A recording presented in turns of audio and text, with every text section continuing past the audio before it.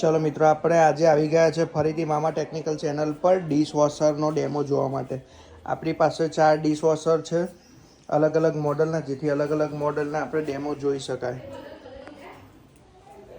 દરેક મોડલ ફેબરના છે.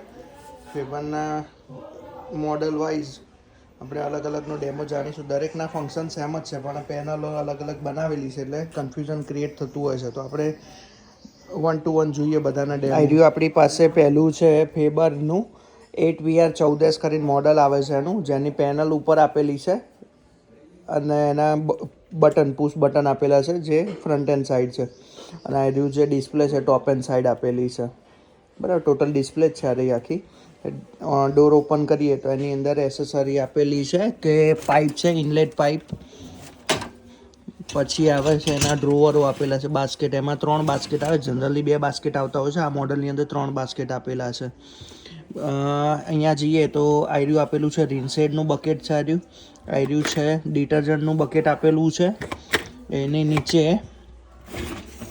આપણે બહાર કાઢીએ, આ બકેટ આપેલું છે વેસ્ટ વોટર જવા, અને વેસ્ટ અહીંયા ભેગો થાય છે એ જે તમારે ફિઝિકલી કાઢવાનું હોય છે આફ્ટર વોશ. આર્યું આપેલું છે આપણું સોલ્ટનું છે. અહીંયા સોલ્ટ આપણે એડ કરવાનું હોય છે. જે સોલ્ટનું કામ જનરલી બધાને એવું હોય છે કે વાસણ ધોવા માટે છે. એકચ્યુઅલી વાસણ ધોવા માટે નથી સોલ્ટનું કામ. પાણીની હાર્ડનેસને ઓછી કરવા માટે સોલ્ટ વપરાય છે. કે પાણી વધુ હાર્ડ હોય તો એની હાર્ડનેસને ઓછી કરવા માટે સોલ્ટ વપરાય છે, કે જેનાથી વાસણની જે વોશિંગ ક્વોલિટી છે પ્રોપર મળી રહે. અહીંયા ફેન આપેલો છે, ફેનથી જેના દ્વારા સ્પ્રે થઈને વાસણ આપણે ક્લીન થાય છે.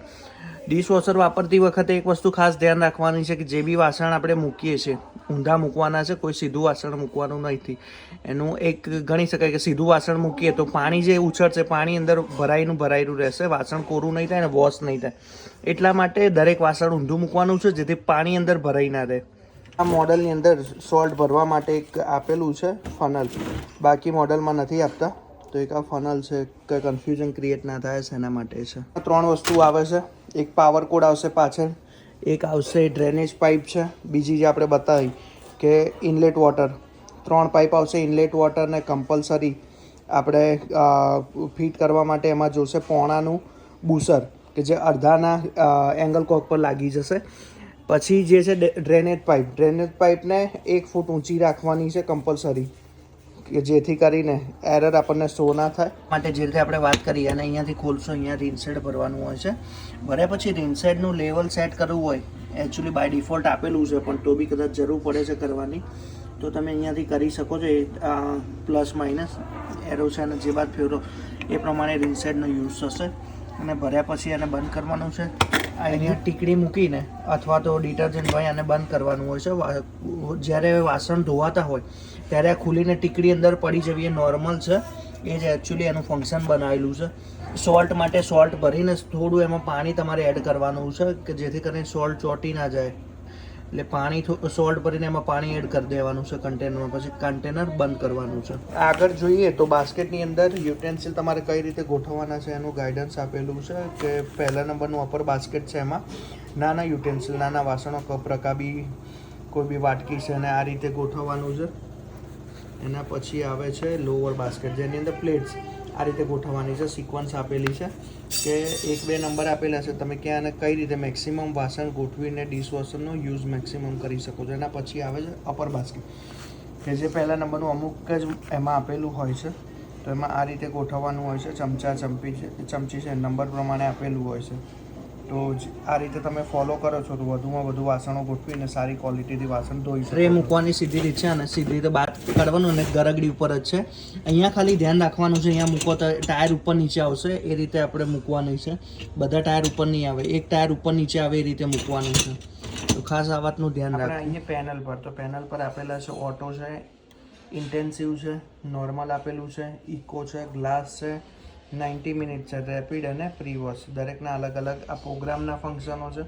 એના પછી આવે છે ફંક્શન છે, પાવર વોશ છે, એના પછી છે એક્સ્ટ્રા ડ્રાઇંગ અને એક્સપ્રેસ.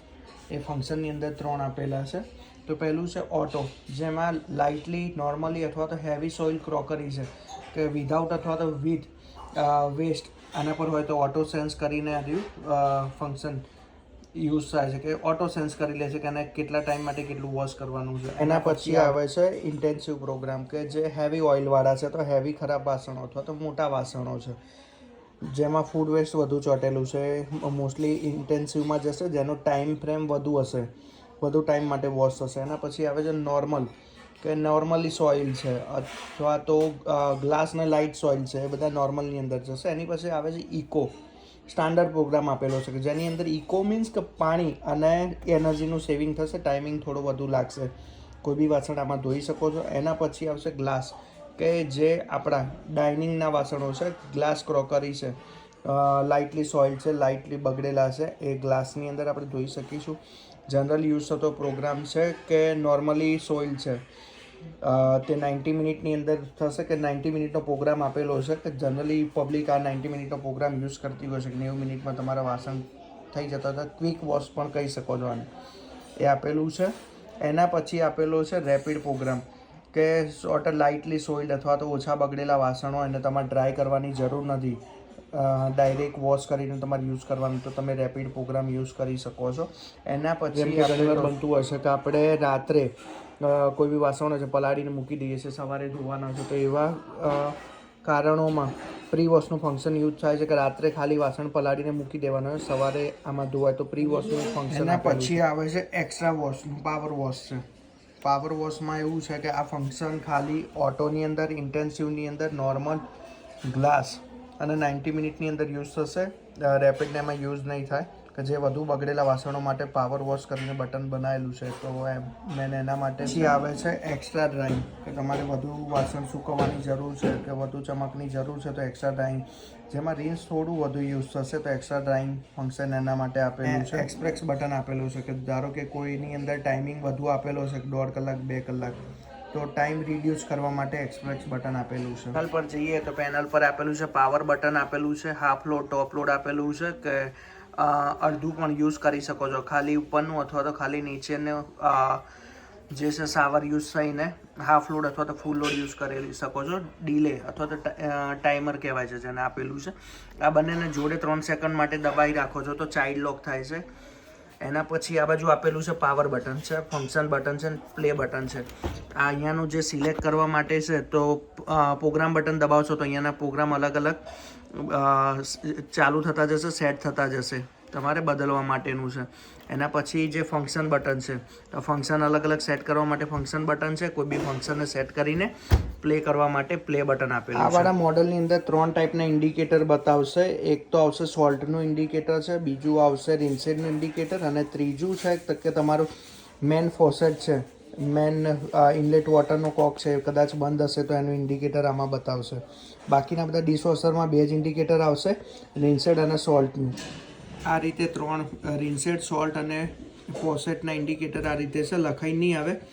એને જે સાઇન છે, સિમ્બોલ તમને ત્યાં આગળ દેખાશે કે આ વસ્તુ તમારે ફિલ કરવાની અત્યારે જરૂર છે. પછી આપણે આવીએ છીએ 12S6Fમાં, તો એના અંદર મોસ્ટલી બધું સેમ છે. પાવર બટન આપેલું છે, પ્રોગ્રામ બટન આપેલું છે, અને ડિસ્પ્લે અહીંયા જ આપેલી છે.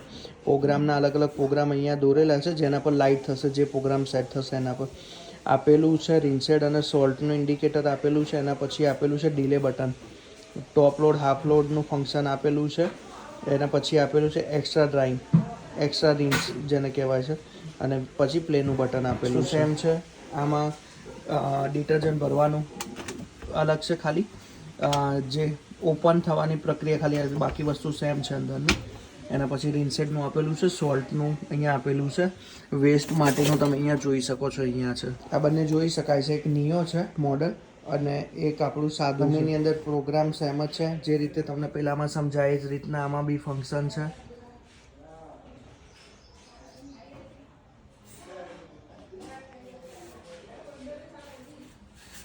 આમાં આપેલું આમાં ઓટોનું આપેલું નથી. જે ઓટો ફંક્શન આપણે આમાં જોયું 14Sમાં, એ આ 12Sમાં નહીં હોય. આમાં આપેલું છે ઇન્ટેન્સિવ આપેલું છે, ઇકો આપેલું છે, ગ્લાસ આપેલું છે, 90 મિનિટ આપેલું છે, રેપિડ છે ને પ્રી વોશ આપેલું છે. આટલા ફંક્શન આની અંદર આપેલા છે. સેમ એ જ રીતે આની અંદર એટલા ફંક્શન જ આપેલા છે. દરેકનું ઇન્સ્ટોલેશન પ્રક્રિયા સેમ છે. પહેલાં ઇનલેટ સેટ કરવાનું છે, એના પછી 1 ફૂટ ઊંચું 1 ફૂટની હાઇટ પર વેસ્ટ વોટરની પાઇપ છે એ સેટ કરવાની છે. પાણીનું પ્રેશર કમ્પ્લીટ હોવું કમ્પલસરી છે. 20 એમ્પિયરનો પ્લગ જરૂર પડશે આપણે આની અંદર, તો ખાસ એ વસ્તુનું ધ્યાન રાખવાનું. આની અંદર ટ્રે આપેલી છે બધી, કે 2 ટ્રે છે અને એક જે આપણું કહેવાય ચમચી ને એના માટેનું બાસ્કેટ છે, તો આપણે યુઝ કરી શકીએ છીએ. આને ઇન્સ્ટોલ કરવા માટેનું જે કીધું હતું કે ખાસ ધ્યાન રાખવાનું છે કઈ રીતે આને મૂકવાનું છે, તો જે કીધું હતું કે એક ટાયર નીચે અને ઉપર એ રીતે સેટ કરવાનું છે. ડ્રોવરની અંદર ટોટલ યુટેન્સિલ સેટ કરીને એને પછી અમુક અંદર પ્લેસ કરવાનું છે. આવે છે અને પછી આવે છે પોર્ટેબલ ડિશવોશર, એ જે નાનું ઘરમાં પ્લેટફોર્મ પર મૂકીને યુઝ કરી શકાય છે. એની અંદર આપેલું છે પાવર બટન આપેલું છે, ડિલે બટન આપેલું છે, પ્રોગ્રામ આપેલો છે અને પ્લે બટન આપેલું છે. તો કયા કયા પ્રોગ્રામ છે એ બી જોઈ લઈએ છે. યુટેન્સિલ આપેલો છે, નોર્મલ છે, ઇકો મોડ આપેલો છે, ગ્લાસ મોડ આપેલો છે, પછી આપેલો છે 90 મિનિટનો અને રેપિડ આપેલો છે. ઇન્ડિકેટર છે બંને, એક છે રિન્સેટનું અને સોલ્ટનું ઇન્ડિકેટર આપેલું છે. ખોલીને જોઈએ, એમાં બી 2 બાસ્કેટ આપે છે આપણને. બાકી બધી પ્રોસેસ સેમ છે. રિન્સેડ અને ડિટર્જન્ટ ભરવાની, સોલ્ટ ભરવાની પ્રોસેસ સેમ છે. આફ્ટર વોશ દરેક વખતે એનું જે વેસ્ટ બકેટ છે એને ક્લીન કરવું જરૂરી છે, કે જેથી કરીને પાણી ચોકઅપ ના થાય અથવા તો ડ્રેન ચોકઅપ ના થાય. તો એને ક્લીન કરવું જરૂરી છે. વોશ કરતી વખતે બને ત્યાં સુધી કોઈ બી વાસણની અંદર વેસ્ટ ના હોય એ રીતે આપણે મૂકવાનું છે, કેમ કે વેસ્ટ હશે તો અંદર ભરાઈ જશે અને ડિશવોશરને ક્યાંક ને ક્યાંક હાનિ પહોંચાડશે. તો વેસ્ટ આપણે બધો બહાર કાઢી લેવાનો છે. જનરલી બધું તમને ખ્યાલ આવી ગયો છે. 4 અલગ અલગ મોડલ આપણે બતાવી દીધા છે.